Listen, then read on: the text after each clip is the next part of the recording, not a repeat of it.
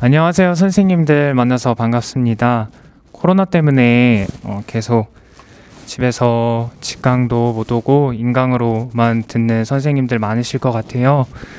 공부하기 힘든 시간에도 항상 어렵지만 열심히 꿈을 위해서 노력하시는 선생님들의 모습이 여기서도 그려집니다.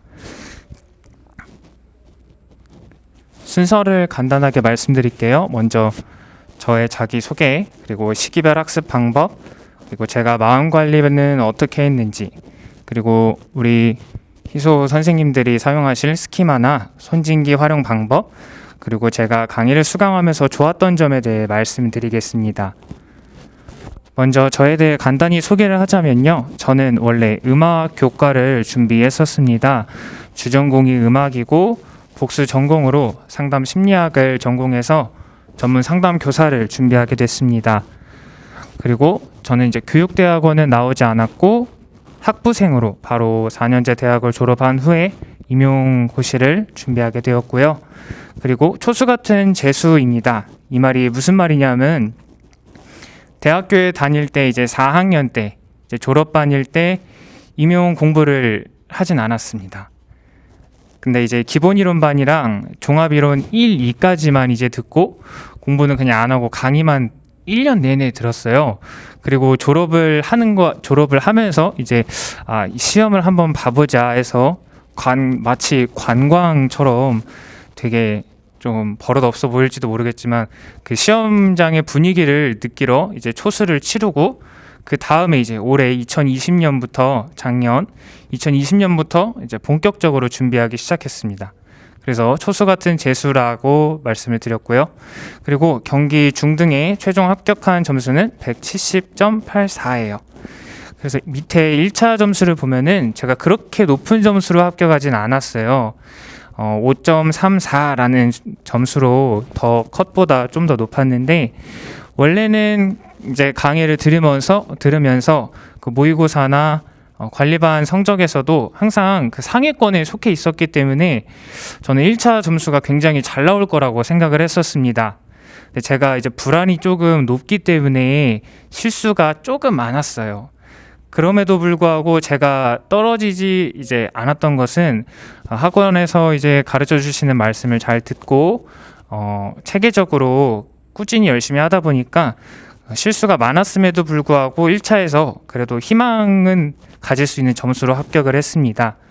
그렇게 해서 면접도 제가 97점 이상을 받아서 이제 최종 컷보다는 5.0점이 높았어요. 그래서 62명 중에 35등으로 합격을 할 수 있었습니다.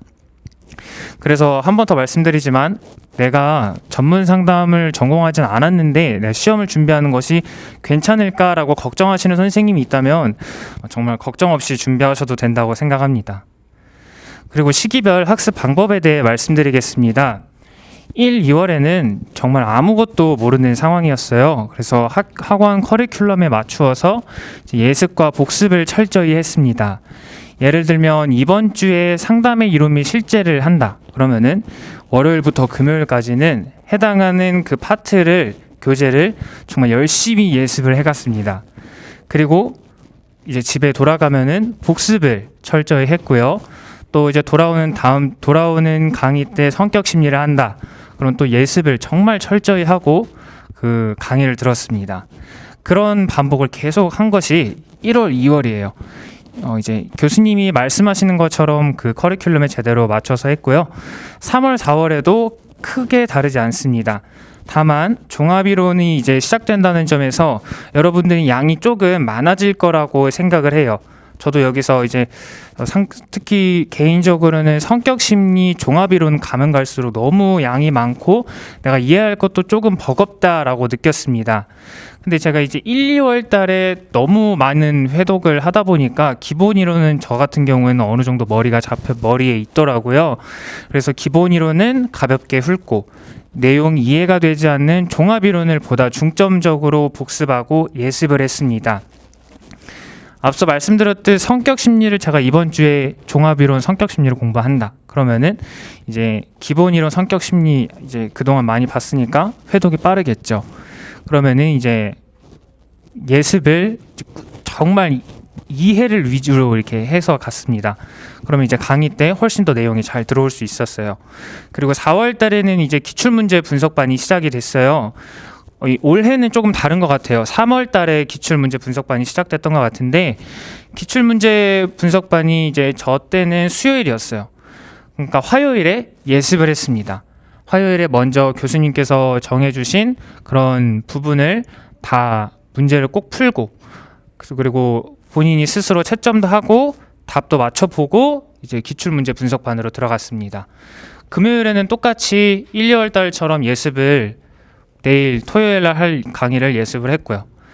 5, 6월 달에도 3, 4월 달과 크게 다르지 않습니다. 이제 7, 8월 달에는 그 영역별로 그 문제 풀이를 하실 거예요. 그때도 뭐 예를 들어서 돌아오는 직강 때 가족 상담 파트에 그 영역별 문제 풀이를 한다. 그러면은 이제 그 주에는 계속 가족 상담 부분을 복습을 하고 예습도 하고 또 이제 다른 기존의 종합이론이나 기본이론 부분도 복습을 잘 해갔습니다. 그리고 이 부분에 대해서는 이제 카페에 자세히 나와 있으니까 한번 참고를 해보셨으면 좋겠어요. 좀 설명하기가 좀 복잡한 부분이 많아서. 그리고 9월에서 11월 달에는 2주에 1회 독을 했습니다. 그리고 10월 달부터는 이제 일주일에 1회 독을 했어요. 이 부분에 대해서도 한번 저희 알기 쉬운 전문 상담 교사 카페에서 합격 수기를 한번 참고해 보셨으면 좋겠습니다. 다음으로 마음 관리 방법에 대해서 말씀을 드릴게요. 이제 선생님들 공부하시다 보면은 내가 도대체 뭘 공부하고 있는 건가 멍 때리고 있으실 때가 있어요. 계속 하다 보면. 또 하다 보면은 여기 가운데 있는 선생님처럼 하다가 지쳐가지고 막 성질 날 때도 있고 그냥 다 관두고 싶다 할 때도 있는데, 저는 이제 음악을 전공을 했기 때문에 항상 음악을 할 때도 교수님께서 늘 말씀해 주셨던 게 누구누구야 음악을 할 땐 음표가 아니라 쉼표가 더 중요하다라고 말씀을 해주셨어요. 그 이유가 뭐냐면은 쉼표를 잘 지켜야 다음에 이어서 오는 음표에 에너지가 더 잘 실린다. 그래서 그 음이 더 잘 살기 위해서는 쉼표를 잘 지켜야 한다라고 했어요. 근데 그게 떠오르더라고요. 우리는 기계가 아니에요. 그러니까 기계도 사실 쉬어야 되죠. 자동차도 뭐 휴게소에서 쉬어야 되고 정비도 받아야 되는 것처럼 끊임없이 공부만 하다 보면은 이 장기전 레이스에 저는 조금 많이 무리가 되지 않을까 싶어서 선생님들 꼭 쉬셨으면 합니다. 좀 정리를 하자면은 이제 공부의 이유가 선생님들 내가 왜 공부를 해야 하나, 나는 전문 상담교사가 왜 되고자 하는지, 내가 왜 거기에 꿈을 뒀는지 선생님들 그런 동기와 이유를 확고히 하시는 게 공부할 때 도움이 될 것 같고요. 그리고 단기적인 목표를 이제 세우고 자기 보상을 하라고 말씀드리고 싶습니다. 제가 앞에서 설명드렸던 것처럼 내가 예를 들어서 예습과 복습을 잘했어. 그러면은 나 예습 복습 잘했으니까 오늘 나는 맛있는 거 먹자. 이거 나한테 주는 보상이야. 이렇게 하면은 저는 조금 마음 관리에 도움이 되더라고요. 그 다음에 합격 후 버킷리스트 작성. 내가 만약에 전문 상담 교사에 합격을 한다면은 나는 뭘 할까? 내가 하고 싶은 건 뭘까라고 생각을 하고 이렇게 적어놔서 저는 책상에 앞에 이렇게 잘 붙여두었습니다. 그럼 공부하기 힘들 때마다 내가 하고 싶었던 것들이 이렇게 보이니까 그거 보고라서도 저는 공부를 좀 더 열심히 했던 것 같아요. 그 다음에 완벽주의를 버려라 라고 말씀을 하고 싶어요. 제가 살짝 완벽주의 성향이 있기 때문에 스트레스가 굉장히 많았어요. 계획대로 되지 않으면 짜증도 나고 성적이 나오지 않으면 난 왜 이럴까 자책도 많이 했는데 완벽할 수는 없다고 생각합니다. 다만 내가 할 수 있는 일, 내가 할 수 있는 공부 시간을 최선을 다하기만 하면 된다. 결과가 어떻게 나오든 중요하지 않다라고 생각을 했습니다. 그래서 완벽주의를 버리되 내가 할 수 있는 일은 최선을 다하자라고 말씀을 드리고 싶습니다. 마지막에는 이제 문제 중심적 대처, 정서 중심적 대처 이렇게 적혀 있는데, 선생님들께서 이제 심리학개론을 배우시다 보면은 라자루스와 포커만이 이제 얘기한 거예요. 스트레스에 대한 대처 방법인데, 우리가 임용에 합격하지 않는 이상 사실상 문제 중심적 대처는 어렵다고 저는 생각을 했어요. 중요한 게 뭐냐면은 정서 중심적 대처인데 조금 일시적일 수는 있으나 내가 공부하다가 지쳐서 도저히 머릿속에 들어오지 않는다면 잠깐 펜 내려놓고 동네 한 바퀴 돌고 오시고 아니면 커피 하나 이렇게 사들고 오시고 그날은 뭔가 좀 부모님께 나 힘든 거 털어놓으시거나 친구한테 전화를 거시거나 맛있는 걸 먹는다거나 이러한 대처들이 도움이 될 수 있습니다. 그 다음에 교재를 활용하는 방법에 대해 말씀드리겠습니다. 스키마라는 것이 있어요. 이제 마인드맵처럼 선생님들이 사용하게 되실 교재인데 저는 학습 전 구조화를 위해서 이 스키마를 활용했습니다. 예를 들어서 제가 성격 심리를 이제 파트를 공부하고자 한다면 먼저 스키마를 펼쳤어요. 스키마를 펼치고 성격 심리 어느 파트에는 이런 내용이 있었지, 이 학자는 이렇게 말했지라는 거를 먼저 스키마를 보고 구조화를 하고 책을 보고 복습을 하고 책 덮고 스키마만 보고 학습한 내용을 인출을 할 때 활용을 했습니다. 또한 그 관리반 시험이나 영역별 문제풀이나 실제 이제 임용 시험 전에도 한번 스키마를 활용하면서 시험 전에 구조화를 빠르게 하는 용도로 활용을 했습니다. 다른 학원 선생님들이 정말 탐내시던 교재였어요. 기억에 남습니다. 그 다음에 이제 손에 잡히는 진단 기준 손진기를 활용하는 방법은 DSM-5 키워드 암기로 활용을 했습니다. 선생님들이 공부하시다 보면 거기 이제 키워드에 해당하는 부분이 이렇게 가로로 이렇게 뚫어져 있을 거예요. 그런 것들이 이제 키워드인데 그런 가로에 뚫어져 있는 것들을 빨간 펜으로 이렇게 썼습니다.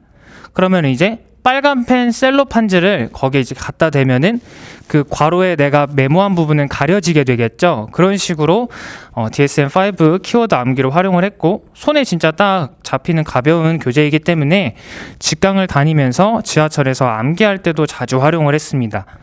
또한 이게 공부가 안 될 때 저는 좀 말하면서 공부를 했어요. 집에서. 그래서 각 장의 유형별로 제가 읽었습니다. 이렇게 하나 손진기를 쫙 읽으면서 녹음을 하고 그걸 이렇게 샤워할 때 이렇게 틀어놨습니다. 그러면은 이제 씻을 때도 불 한 장에 A 쫙 B 쫙 이렇게 나오더라고요. 그러니까 그게 잘 때도 이제 아른거려요. 학원 갈 때도 틀어놓고 손진기 같이 펼치고 제가 녹음했던 거 같이 하면은 더 이동할 때 공부 효율이 좋더라고요. 꼭 손진기가 아니더라도 선생님들께서 이제 외우고자 하는 걸 확실히 하실 때 사용하시면 좋을 것 같습니다. 그리고 제가 이제 희소 학원에서 이진영 선생님 강의를 수강하면서 좋았던 점은 먼저 교재가 구조화되어 있다는 점이었습니다. 때문에 저는 따로 서브 노트를 만들지 않았고 교재를 따로 정리하지도 않았습니다. 그냥 교재만 보고서도 잘 내용이 들어왔기 때문에 구조화된 교재가 좋았던 점이었고요. 두 번째로는 이론 강의와 연계된 기출문제 분석반이 운영됐다. 성격 심리 부분을 공부를 하면은 성격 심리 부분에 대한 기출문제가 진행이 됐어요. 그래서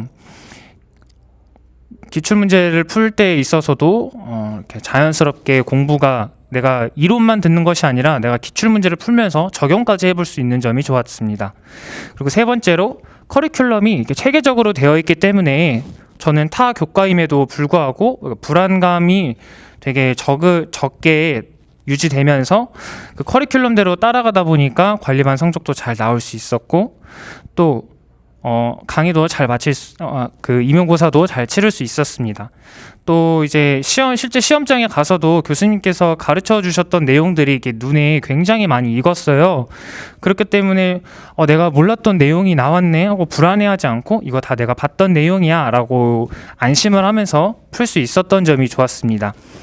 그리고 관리반이 운영된다는 점입니다. 다른 학원에서는 관리반이 운영되지 않고 있는 것으로 알고 있습니다.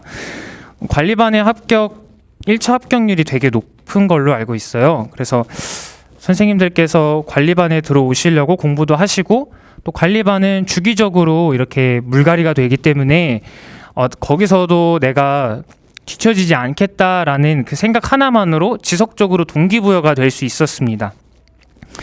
그리고 이렇게 끝까지 책임을 지는 강의다라는 점이 느껴졌어요. 왜냐하면 2차 면접 특강이나 그 이제 시연도 모의 면접 시연도 직접 봐주셨어요. 네, 우리 학원에 있는 선생님들이 먼저 합격하신 선생님들이 많이 계신데 그 선생님들이 실제로 이렇게 먼저 면접을 봐주시고 또 면접할 땐 어떤 것이 필요한지 이렇게 직접 말씀을 해주셨기 때문에 면접에 있어서도 고득점을 받을 수 있었던 것에 도움을 많이 얻었다고 생각을 합니다. 그리고 이제 선생님들께서 이제 강의를 들으시다 보면 되게 바라시는 점들이 있잖아요. 우리 강의에 대해서. 그러면은 학원이 의외로 저는 이제 큰 학원일수록 이게 목소리를 잘 못 들어줄 거라고 생각을 했는데 이게 바로바로 적용이 되더라고요. 그 점에서 만족이 되게 되었습니다. 네, 저희 학원의 이름이 희소고시학원인데 희소라는 뜻을 제가 한번 찾아보니까 희소같이 뭐 이런 것도 있고 매우 드물고 적다, 예쁘게 웃는다, 기쁘게 웃는다라는 뜻이 있었습니다. 공부하시는 선생님들 모두 하나하나 정말 특별하고 소중하고 단 하나밖에 없는 그런 특별한 존재라고 생각합니다. 선생님들은 모두 희소하시죠. 그리고 우리가 이제 시험을 또 치를 때 또 결과를 이제 받았을 때 선생님들이 모두 예쁘고 기쁘게 웃게 되기를 소망합니다. 또 이런 말이 고시학원에 이렇게 있어서 되게 기분이 좋게 항상 나는 희소 학교에 다녀라는 말도 항상 스터디 친구와 함께 얘기를 했던 기억이 납니다. 그리고 이제 마지막으로 선생님들께 드리고 싶은 말은 힘들게 피운 꽃이 아름다운 꽃이다라는 말이 있더라고요. 선생님들 지금 너무 힘들게 가시고 있을 거라고 생각을 해요. 근데 내가 지금 힘든 이유는 나는 그냥 꽃이 아니야. 나는 아름다운 꽃으로 피어날 것이기 때문에 나는 지금 너무 힘든 거야. 그런 생각도 하면서 나는 이제 정말 아름다운 꽃을 피우게 될 거야. 라는 좋은 긍정적인 마음을 가지고 열심히 힘들더라도 끝까지 공부 열심히 하셔서 합격하셨으면 좋겠습니다. 이상입니다.